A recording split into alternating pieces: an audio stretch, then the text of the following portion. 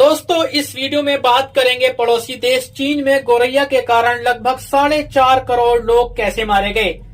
आखिर चीनी अधिकारियों ने गौरैया का पोस्टमार्टम देख अपना माथा क्यों पकड़ लिया। चलिए शुरू करते हैं।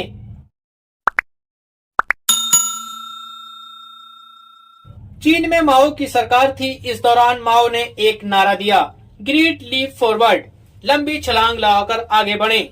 यानी अब चलकर आगे नहीं बढ़ा जा सकता, तरक्की के लिए लंबी छलांग लगाकर आगे बढ़ें।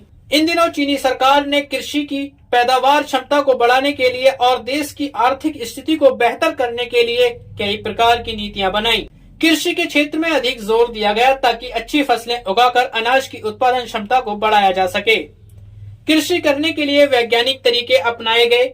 आधुनिक मशीनों और खेती के अलग अलग प्रकार के औजारों का इस्तेमाल किया गया। साथ ही उन्नत प्रकार के बीज और फर्टिलाइजर का इस्तेमाल किया गया। चीनी सरकार ने कृषि के लिए एडवांस टेक्नोलॉजी और सुविधाएं मुहैया कराई। कृषि के क्षेत्र में क्रांति लाने का प्रयास किया। इन सभी संभव कोशिशों के बाद भी अनाज का उत्पादन नहीं बढ़ा। इसका कारण पता लगाने के लिए फसलों की अच्छी पैदावार क्यों नहीं हो पा रही और अनाज का उत्पादन क्यों नहीं बढ़ रहा। माओ ने अधिकारियों से कहा कि बेहतर कृषि प्लान के बाद भी रिजल्ट 0 है। इसके जवाब में अधिकारियों ने एक रिपोर्ट तैयार की जिसमें कहा गया कि फसलों की पैदावार न बढ़ने के लिए 4 जीव जिम्मेदार हैं, मक्खी, मच्छर, चूहे और गौरैया। क्योंकि मक्खी हैजा और मच्छर मलेरिया के साथ फसलों में अनेक प्रकार के रोग फैलाते हैं। चूहे प्लेग फैलाते हैं और फसलों को खाकर नुकसान पहुंचाते हैं। इस रिपोर्ट में आगे कहा गया कि गौरैया पकी फसल से अनाज चुगती है। एक गौरैया साल में लगभग 4 से 5 किलो अनाज खाती है। इस प्रकार देश का 30% अनाज गौरैया ही खाती है। जब ये रिपोर्ट चीन के शासक माओ को सौंपी गई तो माओ ने अधिकारियों की इस रिपोर्ट को लेकर अपनी सहमति जाहिर की। असली खेल तो यहीं से शुरू हुआ। बात 1958 की है जब माओ का आदेश आया कि इन चारों जीवों को मारकर सफाया कर दिया जाए और इसको 4 पेस्ट कैंपेन का नाम दिया गया। इस 4 जीव जंतुओं के अभियान के माध्यम से देश भर में लोगों को प्रोत्साहित किया गया कि इन चारों जीवों को मारकर देश से खात्मा कर दिया जाए। इसका प्रभाव ये हुआ कि लोगों ने इन चारों जीवों को मारना शुरू कर दिया, लेकिन ज्यादा फोकस गौरैया पर ही गया क्योंकि मक्खी मच्छर मारना इतना आसान नहीं था और चूहे बिल में घुस जाते थे तो ज्यादा दिखाई नहीं देते थे। इसीलिए सारा फोकस गौरैया पर ही केंद्रित हो गया क्योंकि गौरैया को खुली हवा में देखकर आसानी से मारा जा सकता था। गौरैया को मारने के सरकारी आदेश के साथ साथ चीन की माओ सरकार ने इसके लिए लोगों को कैंपेन चलाकर प्रोत्साहित किया।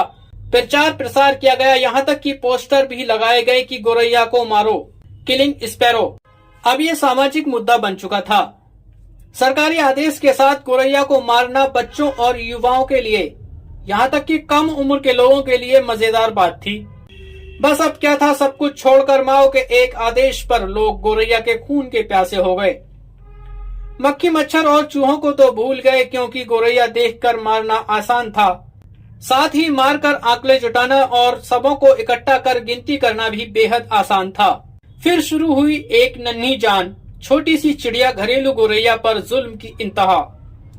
प्यारी सी चिड़िया 2 पंखों पर उड़ने वाली, 2 दाने खाने वाली हाउस स्पैरो के साथ वो हुआ जो कभी इतिहास में नहीं हुआ था। चीनी सरजमी और फिजाओं ने फिर वो मंजर देखा जो उसे नहीं देखना चाहिए था। फिर क्या था, लोगों ने हाथों में एयरगन लिए निकल पड़े और गौरैया को मारने के लिए नए नए तरीके इस्तेमाल करने लगे। कभी गुलोल से निशाना तो कभी बंदूक से टारगेट करते। यहाँ तक कि लोगों में कंपटीशन शुरू हो गया, कौन ज्यादा गौरैया मारेगा और अधिक गौरैया मारने वाले को इनाम भी दिया जाएगा। लोग दिन भर गौरैया मारते और फिर उसकी गिनती करते। गांव गांव में ये बहस छिड़ गई किसने कितनी गौरैया मारी। एक 16 साल के लड़के ने कथित तौर पर 20,000 गौरैया मारी।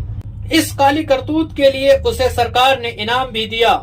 लोग गौरैया के इस कद्र पीछे पड़े कि ढोल, ताशे, थाली आदि इंस्ट्रूमेंट बजाकर शोर करते गौरैया को तारों, पेड़ों, घरों कहीं भी नहीं बैठने देते।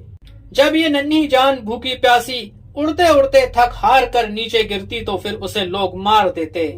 गौरैया के घोंसले तोड़ दिए गए, अंडे फोड़ दिए गए और बच्चों को मार दिया गया। यहाँ तक कि लोगों ने बांस खड़े कर दिए, इन पर गोंद लगा होता था। जब कहीं से थकी हारी गौरैया गोंद लगे बांस पर बैठती तो चिपक जाती, फिर उसे लोग मार देते। बिल आखिर कुछ महीने के बाद चीन से गोरैया का सफाया हो गया। गोरैया तो चीन से खत्म हो गई, लेकिन अब फसलें खेतों में ही बर्बाद होने लगीं, जिसके चलते अनाज की पैदावार बहुत कम होने लगी। अब माओ की दिक्कतें और भी विकराल रूप लेने लगीं। माओ ने फिर अधिकारियों से पूछा कि अब तो गोरैया नहीं है, अब फसलें क्यों नहीं हो पा रही, अनाज का उत्पादन क्यों नहीं हो रहा है। अब अधिकारियों के पास इस सवाल का कोई जवाब न था। आखिरकार फिर से काम आई एक मरी हुई गोरैया। चीन के 2 वैज्ञानिकों ने एक मरी हुई गोरैया का पोस्टमार्टम किया, तो उसमें पाया कि गोरैया के पेट में 1/4 अनाज, बाकी 3 हिस्से कीट पतंग और दूसरी चीजें खाई हैं। गोरैया फसलों को नुकसान पहुंचाने वाले कीट पतंगों खाकर वातावरण को साफ बनाए रखती है। जब गोरैया नहीं थी तो कीट पतंगों से होने वाले रोग इतने बढ़ गए कि फसलें खेतों में ही बर्बाद होने लगीं, क्योंकि गोरैया के खात्मे के कारण इकोसिस्टम का बैलेंस बिगड़ गया और फूड चेन मेंटेन न रही। 1958 के बाद चीन में 3 साल का भयंकर अकाल पड़ा। ये 3 वर्ष चीन के लोगों के लिए कहर बनकर टूट पड़े। इस दौरान लगभग 3.5 से 4.5 करोड़ लोग मारे गए। ये अकाल इतना खतरनाक था कि माँ बाप अपने बच्चों को खाने पर आमादा थे। चीन में ये 3 साल प्राकृतिक आपदा के नाम से पढ़ाए जाते हैं, जबकि ये माओ की गलत पॉलिसी के कारण हुआ था। गोरैया पोस्टमार्टम की वैज्ञानिक रिपोर्ट आने के बाद माओ और उसके अधिकारियों ने माथा पकड़ लिया, लेकिन अब बहुत देर हो चुकी थी। माओ का तानाशाही आदेश चीन से गोरैया का खात्मा कर चुका था। इस खौफनाक बर्बादी के बाद हालात से उबरने के लिए 1962 में रूस से 2.5 लाख गोरैया लाकर चीन में आबाद की गई। फिर गोरैया को खाना पानी प्रजनन की सुविधा उपलब्ध कराई गई। दोस्तों, इतिहास की इस खौफनाक घटना से ये सिद्ध होता है कि खुदा ने दुनिया में हर एक चीज को किसी मकसद से पैदा किया है और हर मखलूक की अपनी जिम्मेदारियां हैं। चीन में स्पैरो किलिंग इसका जिंदा एग्जाम्पल है। दोस्तों, छोटी सी चिड़िया पर जुल्म की दास्तां से पता चलता है कि हमारे जीवन में गोरैया का रहना कितना जरूरी है। इसीलिए हम सबको चाहिए कि हम सब मिलकर गोरैया का संरक्षण करें और इस बेहद खूबसूरत और प्यारी सी चिड़िया को बचाने में अपना सहयोग दें। दोस्तों, अगर आप भी जानना चाहते हैं कि घरेलू गोरैया क्यों कम होती जा रही है और अब ये नजर क्यों नहीं आती, तो हमारी ये वीडियो जरूर देखें। वीडियो का लिंक आई बटन और डिस्क्रिप्शन में दिया गया है। इस वीडियो में गोरैया से जुड़े बेहद रोचक और सभी साइंटिफिक फैक्ट के साथ जानकारी दी गई है। दोस्तों, आपको गोरैया कैसी लगती है और ये पक्षी कितना जरूरी है हम सब लोगों की जिंदगी में, तो कमेंट करके जरूर बताएं।